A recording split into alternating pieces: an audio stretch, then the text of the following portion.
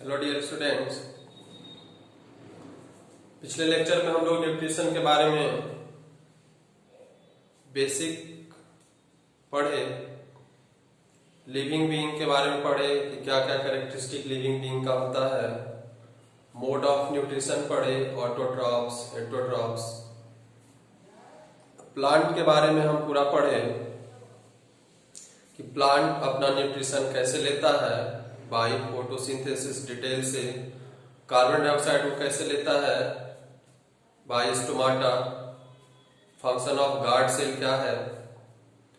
अब हम देखते हैं heterotrophic mode of nutrition. Heterotrophs मतलब which directly depends upon autotrophs, directly और इनडायरेक्टली डिपेंड्स अपॉन ऑटोट्रॉप्स।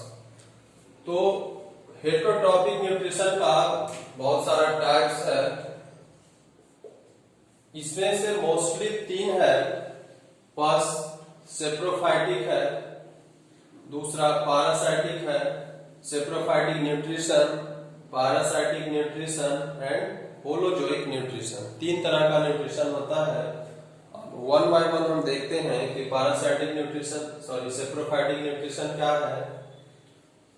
तो सेप्रोफाइटिक न्यूट्रिशन क्या है कि जो भी आप देखते हो कि छोटा छोटा कीड़ा मकोड़ा बैक्टीरिया वो अपना भोजन कैसे लेते हैं? क्या अपना भोजन वो बनाते हैं? नहीं। वो अपना भोजन क्या होता है, कोई भी वेस्ट मटेरियल हो, गंदगी हो, सड़ा गला चीज हो, उससे क्या करते हैं, उसी से वो वही उनका क्या होता है, भोजन होता है, उसी से वो भोजन ऑब्टेन करते हैं। तो food is obtain from organic remains. Organic remains मतलब हम लोग सब्जी वगैरह जो कुछ भी फल सब्जी कुछ फेंक देते हैं वो ऑर्गेनिक रिमेन्स है। सड़ा गला पौधा का लीफ, पत्ता, कुछ भी सड़ा गला चीज है। एक्सक्रीटा मतलब जो वेस्ट मटेरियल है उससे जो फूड लेता है, उससे जो फूड जो न्यूट्रिशन अपना करता है वो सेप्रोफाइटिक न्यूट्रिशन कहलाता है। और वैसे एनिमल को या वैसे प्लांट को क्या कहा जाता है, तो सेप्रोफाइट्स बोला जाता है। जैसे ऑटोट्रॉपिक न्यूट्रिशन करने वाले को ऑटोट्रॉप्स बोलते हैं, हेटेरोट्रॉपिक न्यूट्रिशन करने वालों को हेटेरोट्रॉप्स बोलते हैं। उसी तरह से सेप्रोफाइटिक न्यूट्रिशन करने वाले को सेप्रोफाइट्स बोलते हैं। तो एग्जाम्पल में आप इसका ले सकते हैं, जो भी कुछ भी है, मान लिया बैक्टीरिया हो गया, माइक्रो ऑर्गेनिज्म सब क्या हो गया, वो सेप्रोफाइटिक मोड ऑफ न्यूट्रिशन पे जीवित है, जिंदा है। दूसरा है parasitic mode of nutrition, parasite. तो पैरासाइटिक मोड ऑफ न्यूट्रिशन में क्या है कि a living organism obtain their food from another organism. वो किसी दूसरे ऑर्गेनिज्म पे ही निर्भर करेगा, इसमें दूसरे ऑर्गेनिज्म पे नहीं था। वो कुछ भी सड़ा गला चीज है उससे वो अपना भोजन ले लिया, लेकिन ये जो पैरासाइट होगा ये सड़ा गला से भोजन नहीं लेगा। ये क्या करेगा, ये खुद ऑर्गेनिज्म है, ये किसी दूसरे ऑर्गेनिज्म से क्या करेगा, भोजन, उसका भोजन, उसके बॉडी से भोजन, उसके बॉडी से एनर्जी क्या करेगा, डायरेक्टली इनटेक करेगा। तो वो पैरासाइट कहलाता है। तो पैरासिटिक मोड ऑफ न्यूट्रिशन को जो फॉलो करेगा उसको क्या कहते हैं, तो उसको पैरासाइट्स कहते हैं। तो पैरासाइट्स में क्या है, जैसे आप ये अमरबेल कस्कुटा इसको कहते हैं, नाम है ओरिजिनल कस्कुटा, रीजनल लैंग्वेज में उसको अमरबेल बोला जाता है। अमरबेल आप देखोगे कि एक अच्छा खासा प्लांट होगा, उसके ऊपर लता के फॉर्म में, क्रीपर के फॉर्म में क्या होगा, उसको घेरे हुए रहता है, उसके ऊपर उसमें लीव्स वगैरह कुछ नहीं होगा, लेकिन फिर भी वो जिंदा रहता है। कैसे? तो जिस पौधे के ऊपर वो होगा उससे क्या करेगा, वो न्यूट्रिशन वो डायरेक्ट ले रहा है। वो प्लांट है लेकिन वो क्या कर रहा है, अपने आप से वो भोजन बना रहा है? नहीं। तो ऐसा नहीं है कि सारा का सारा प्लांट ऑटोट्रॉप्स ही है, कुछ प्लांट हेटेरोट्रॉप्स हुआ, जैसे ये हेटेरोट्रॉप्स हुआ, ये दूसरे पे निर्भर कर रहा है, दूसरा का भोजन वो ले रहा है। तो ये अमरबेल लगभग हर जगह आपको मिल जाएगा। और वो क्या करता है कि धीरे धीरे जिस पौधा पे वो आता है उस पौधा का एनर्जी लेते लेते उस पौधा को ही क्या करता है, समाप्त कर देता है। तो पैरासाइट का यही काम है कि वो दूसरों ऑर्गेनिज्म पे डिपेंड रहता है और उससे वो क्या करता है, एनर्जी लेते लेते दूसरे को ही खत्म कर देता है। जैसे ह्यूमन बीइंग में क्या होता है कि आप सुने होंगे कि ह्यूमन बीइंग के स्टोमक में राउंड बॉम्ब, टेप बॉम्ब, ये सब पाया जाता है।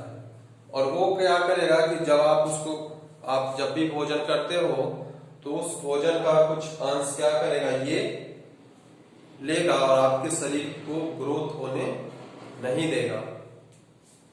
तो ये सब क्या है, ऑर्गेनिज्म है, लेकिन ये अपना भोजन कहां से, डायरेक्ट किसी दूसरे लिविंग ऑर्गेनिज्म से क्या करते हैं, वो लेते हैं। तो इसे को क्या कहा जाता है, पैरासाइटिक मोड ऑफ न्यूट्रिशन। और जो दूसरे से भोजन लेते हैं, गेस्ट जो होते हैं, एक तो होस्ट हुआ जिसका कि वो खा रहा है, और गेस्ट हुआ जो खा रहा है। तो गेस्ट जो होता है, जो दूसरे पे डिपेंडेंट होता है, वो क्या कहलाएगा, पैरासाइट्स कहलाएगा। एग्जाम्पल में अमरबेल हो गया, जिसको कि कस्कुटा भी कहा जाता है।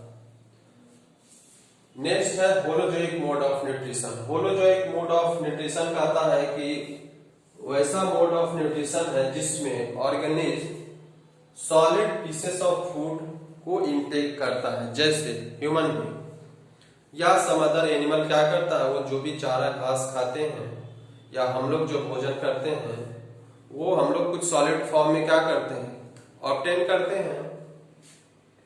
तो ये मोड ऑफ न्यूट्रिशन क्या है, होलोजोइक है। और इसी होलोजोइक मोड ऑफ न्यूट्रिशन का टाइप हो जाता है कि या तो वो क्या होगा, या तो वो कार्निवोरस होगा या फिर हर्बीवोरस होगा या फिर ओमनीवोरस होगा।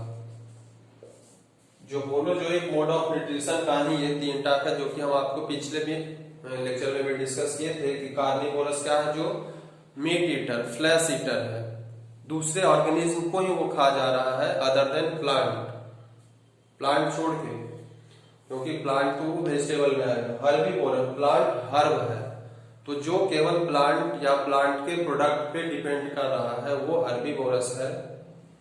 और जो दोनों प्लांट को भी खा रहा है, प्लांट को भी डिपेंडेंट है, मीट पे भी डिपेंडेंट है, मतलब अदर एनिमल को भी खा रहा है, फिश, चिकन, गॉट, जो भी कुछ खा रहा है वो एक, तो वो क्या कहलाएगा, और प्लांट भी खा रहा है, साग सब्जी भी खा रहा है, तो वो ओमनीवोरस कहलाएगा। तो ये तो हम आपको पहले भी बता चुके हैं।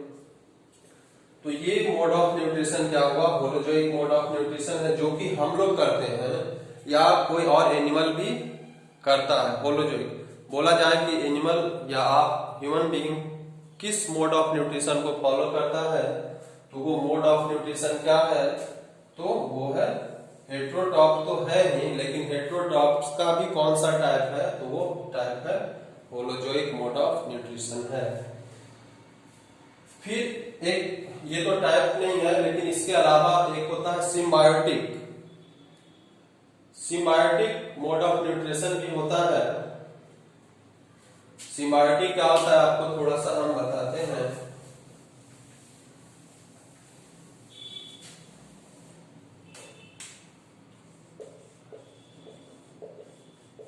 सिम्बायोटिक मोड ऑफ न्यूट्रिशन जो होता है उसमें क्या होगा कि दो ऑर्गेनिज्म होगा और वो दोनों एक दूसरे पे क्या होगा, डिपेंडेंट होगा। दोनों एक दूसरे पे क्या होगा, डिपेंडेंट होगा, मतलब दोनों एक दूसरे से क्या होगा, लाभान्वित होगा। भोजन तो एक क्या करेगा, एक दूसरे से भोजन लेगा और दूसरा क्या करेगा, दूसरा उसका कुछ दूसरे तरीके से फायदा करेगा। जैसे हम लोग देखते हैं कि अगर कहीं आप जानवर को देखे होंगे तो जानवर अगर घर में आप गांव में होंगे, पालतू जानवर गाय भैंस सब लोग रखते हैं, तो वहां पे देखते होंगे कि कौवा जो होता है, क्रो या सम अदर बर्ड्स, वो क्या होगा कि उसके ऊपर बैठता है और उसके बॉडी पे जो छोटा छोटा कीड़ा है, जू है, उसको क्या करेगा, वो खा जाता है। तो दो चीज हो गया, मान लेते हैं कि एक काव है और दूसरा क्या है, क्रो, कौवा। तो क्या कर रहा है क्रो, इसके पास क्या है, इसके पास छोटा छोटा उसके जानवर के शरीर में हो जाता है छोटा छोटा कीट पतंग जू, उसको क्या करेगा, ये क्रो खाएगा। तो खाएगा तो इसको क्या मिलेगा, इसको तो न्यूट्रिशन मिला, इसको न्यूट्रिशन मिला। तो क्रो को तो फायदा हो गया भाई कि उसको न्यूट्रिशन मिला।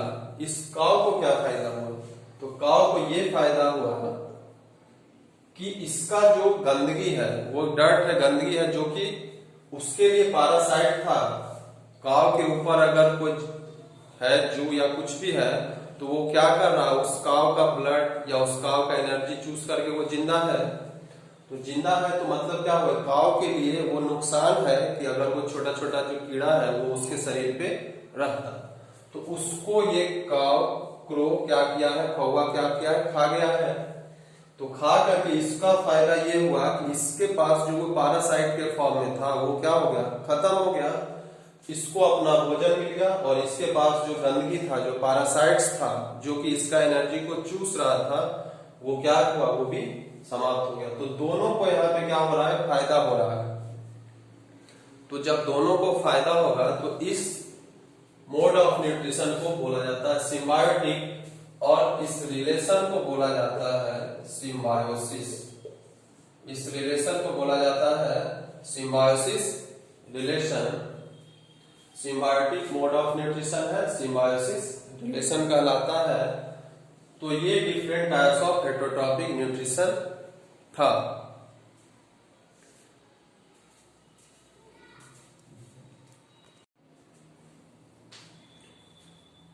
अब हम हेटरोट्रॉपिक मोड ऑफ न्यूट्रिशन देखते हैं। तो एनिमल में, एनिमल वो यूनिसेलुलर भी हो सकता है, मल्टी सेलुलर भी हो सकता है।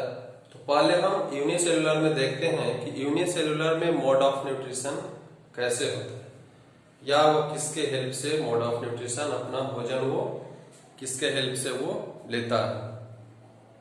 तो सबसे पहले हम यूनिसेलुलर ऑर्गेनिज्म अमीबा के बारे में पढ़ेंगे। तो अमीबा के बारे में सबसे पहले इसका देखिए, अमीबा का कोई शेप नहीं होता, आप जैसा भी बना दो वो अमीबा हो जाएगा। तो ये अमीबा है, यूनिसेलुलर, एक सेल है, सिंगल सेल है। सेल के बारे में आप 9th में पढ़ चुके हो कि सेल के अंदर क्या क्या होता है, न्यूक्लियस होता है, न्यूक्लियोलस होता है, गोल्जी अपरेटस होता है, माइटोकॉन्ड्रिया होता है, वैक्यूल्स होता है। ये डिफरेंट ऑर्गेनेल्स उसके अंदर होता है। और ये अमीबा है अभी, इसके अंदर ये न्यूक्लियस है और अंदर साइटोप्लाज्म, प्रोटोप्लाज्म जो भी है सब है। अब इसको फूड चाहिए और फूड कहीं आसपास इसको दिख गया, फूड पार्टिकल इसको कहीं आसपास दिखा, तो वो कैसे ऑब्टेन करता है। सब लोग ऐसा नहीं कि माउथ से ऑब्टेन किया और वो डाइजेशन हुआ, उसके पास तो एक ही सेल है। सेल सिंग हमारे पास करोड़ों अरबों सेल है, सब चीज के लिए स्पेशल स्पेशल ऑर्गन है, लेकिन उसके पास तो एक ही सेल है। वो सिंगल सेल से ही क्या करेगा, तो करता है कि वो अपना शेप चेंज करता है।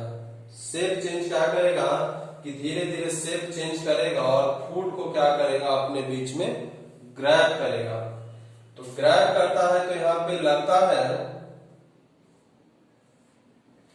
लगेगा कि ये जैसे अपना शेप चेंज, जैसे हम हाथ से कोई चीज पकड़ते हैं तो वो भी क्या कर रहा है, अपना शेप चेंज करके किसी चीज को पकड़ रहा है। तो पकड़ रहा है तो वो जिससे पकड़ता है उसको हम लोग कहते हैं स्यूडोपोडिया। पोडिया का मतलब होता है फुट और स्यूडो का मतलब होता है फॉल्स।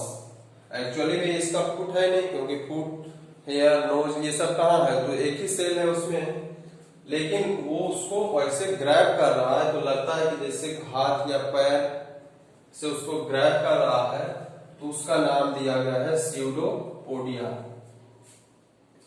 तो अगर क्वेश्चन आया कि हाउ अमीबा गेट या कैच देयर फूड, तो थ्रू स्यूडोपोडिया। अब ये इसको धीरे धीरे ग्रैब करेगा सेकेंड स्टेज में।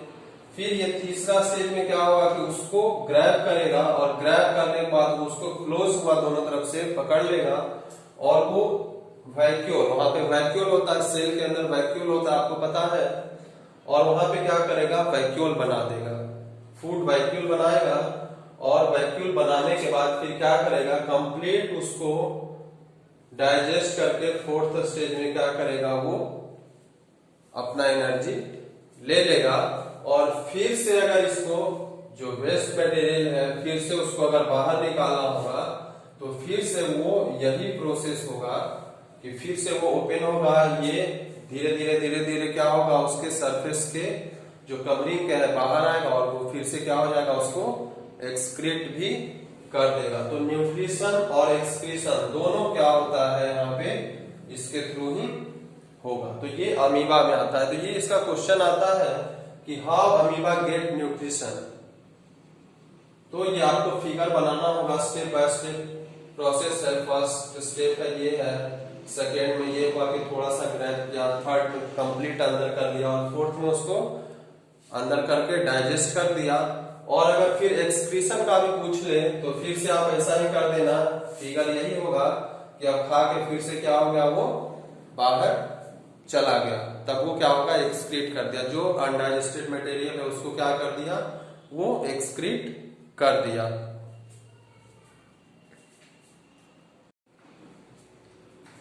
दूसरा जो यूनिसेलुलर ऑर्गेनिज्म है, जो कि आपकी बुक में थोड़ा सा दिया हुआ है, आपका क्वेश्चन उससे केवल 1 मार्क्स का आ सकता है कि पैरामीशियम अपना फूड जो ऑब्टेन करता है वो कैसे करता है या किसके थ्रू से करता है। जैसे अमीबा में ये क्वेश्चन आ जाता है कि अमीबा अपना फूड किसके हेल्प से ऑब्टेन करता है, तो आंसर होता है स्यूडोपोडिया। उसी तरह से पैरामीशियम अपना फूड किसके हेल्प से ऑब्टेन करता है, तो उसका आंसर हो जाएगा सीलिया। अब सीलिया क्या है? तो आप इसका फिगर देखने पे पता चलेगा। जस्ट पैरामीशियम में जस्ट स्लीपर लाइक स्ट्रक्चर, आप स्लीपर पहनते हो, स्लीपर लाइक स्ट्रक्चर है, and hair is surrounded all over the cell. ये हम केवल साइड में बनाए क्योंकि क्रॉस सेक्शन 3D फिगर नहीं है। Otherwise here like projection be called cilia is projected all around surrounding, not even just like a sleeper this side or this side, but even this side and or this side. We cannot project cilia on the cross section because we have to locate vacuoles, nucleus and so other parts. तो अब यहाँ हम देखते हैं कि सीलिया जो यहाँ पे इसके चारों तरफ जो फिंगर लाइक प्रोजेक्शन है या हेयर लाइक प्रोजेक्शन का हो गया, आप इसको कर सकते हो hair like structure.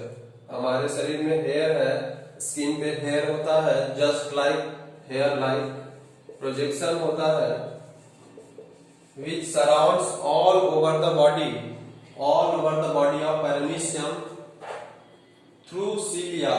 They get the grab करता है, कहीं है तो सीलिया से क्या करेगा? उसको ग्रैब कर लेगा, just like amoeba grab the food with the help of pseudopodia. तो ग्रैब करने के बाद क्या होगा कि फिर से जैसे वो अमीबा में चला जाता था, जस्ट लाइक इसमें भी क्या हो जाएगा? इसमें भी वैक्यूल होता है, वैक्यूल में चला जाएगा, फिर वहां पे डाइजेस्ट होगा। डाइजेस्ट होने के बाद फिर जो उसका यूज का हुआ और रखेगा, बाकी जो अनडाइजेस्टेड फूड है फिर से वो क्या करेगा? रिमूव कर देगा, जैसे वहां करता था। और ये इसका न्यूक्लियस है। तो स्ट्रक्चर आपको बनाने के लिए आए या नहीं आए, ये समझाने के लिए बता दिए कि स्ट्रक्चर ऐसा होता है। और सीलिया जिसके थ्रू ये करता है, तो एक्चुअली सीलिया कहाँ होता है? पैरामीशियम में। तो बस ये आपको जानने के लिए चीजें, क्वेश्चन आपका केवल और केवल यही पार्ट होगा, और वो 1 नंबर का ही इससे आ सकता है। अमीबा के बारे में आपका 2 नंबर का क्वेश्चन आ सकता है, वो पूरा फिगर आप स्टेप बाय स्टेप बनाओगे। कि फर्स्ट स्टेप में क्या हुआ, तो फूड को वो उसके पास फूड देखा, मतलब वो फील किया कि फूड है। उसके बाद क्या हुआ कि अपने शेप को वो चेंज किया, सीडो फूड या फॉल्स फूड बनाया। फिर से वो स्टेप थर्ड में उसको ग्रैब किया, ग्रैब करने के बाद फिर वो अपने अंदर वैक्यूल बना, और वैक्यूल में क्या किया, फूड को डाइजेस्ट किया। डाइजेस्ट करने के बाद वो फूड का कहाँ गया, न्यूक्लियस सबके पास चला गया, हर सेल ऑर्गेनेल को एनर्जी चाहिए वहां गया। और उसके बाद अगर एक्सक्रीशन का भी पूछे तो क्या होगा, आप उसको फिर वो एक्सक्रीट कर दिया नेक्स्ट स्टेज में। फिर से वो शेप चेंज किया, जो अनडाइजेस्टेड फूड है उसको फिर से वो वैक्यूल बनाया, और वैक्यूल से फिर से वो सरफेस के पास ला करके उसको रिमूव कर दिया। तो इस तरीके से अमीबा का आपका इंपॉर्टेंट क्वेश्चन बनेगा, लेकिन इसमें केवल एक यही बनेगा कि how paramecium get their food या ऑब्टेन दियर फूड या कैच दियर फूड, तो थ्रू सीलिया। तो हमारा ये heterotrophic mode of nutrition unicellular organism के लिए हो गया। मल्टी सेलुलर ऑर्गेनिज्म में बहुत सारा ऑर्गेनिज्म है, और सबके बारे में हम सबका अलग अलग है स्ट्रक्चर है, सबका अलग अलग एंजाइम्स रिलीज होता है, अलग अलग मोड ऑफ न्यूट्रिशन है। तो सबका हमको नहीं पढ़ना है, हम केवल ह्यूमन बीइंग के बारे में पढ़ेंगे, और वो हम नेक्स्ट लेक्चर में देखेंगे। न्यूट्रिशन इन ह्यूमन बीइंग, कहाँ पे हमारा क्या डाइजेशन होता है, क्या क्या एंजाइम रिलीज होता है, किसका क्या फंक्शन है, सारा हम उसमें नेक्स्ट वीडियो लेक्चर में कवर करेंगे। Thank you.